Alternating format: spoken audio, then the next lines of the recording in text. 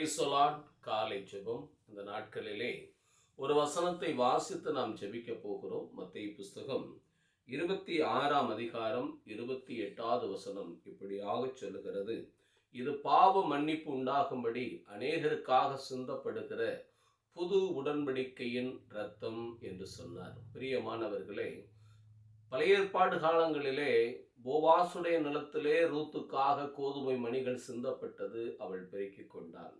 இந்த நாட்களிலே உனக்காகவும் எனக்காகவும் கர்த்தர் என்ன செய்திருக்கிறார்? இரத்தத்தை சிந்தி இருக்கிறார்.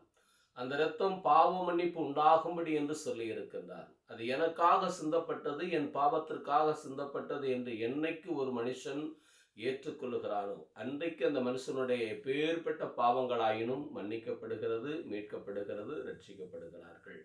நாம் ஜெபிப்போம். எங்களை அன்புக்கு அதிகமாய் நேசித்து வழி நடத்துகிற எங்கள் அன்பின் நல்ல பிதாவே, இந்த 19ஆம் தேதி 12ஆம் மாதத்திற்காக நன்றி செலுத்துகிறோம். இந்த நாளிலும் கூட இந்த வசனத்தின் மூலமாய் இந்த ஜெபத்தை கேட்கிற ஒவ்வொரு பிள்ளைகளுடைய பாவங்களையும் மீறுதல்களையும் ஆண்டவரே, உம்முடைய புது உடன்படிக்கையின் இரத்தத்தினால் நீ மன்னிக்கிறபடியால் உமக்கு நன்றி செலுத்துகிறோம். சிறியோர் முதல் பெரியோர் வரைக்கும் தீர்க்காயுசையும் பலனையும் வருமானத்தையும் கர்த்தர் பெருகச் செய்யுங்க, ஆசீர்வதிங்க, பாதுகாத்துக் கொள்ளுங்க. அருமை இரட்சகர் இயேசுவின் நாமத்தில் ஜெபிக்கிறோம். எங்கள் ஜெபம் கேளும் ஜீவனுள்ள நல்ல பிதாவே, ஆமேன். அல்லேலூயா. கர்த்தருக்கு ஸ்தோத்திரம்.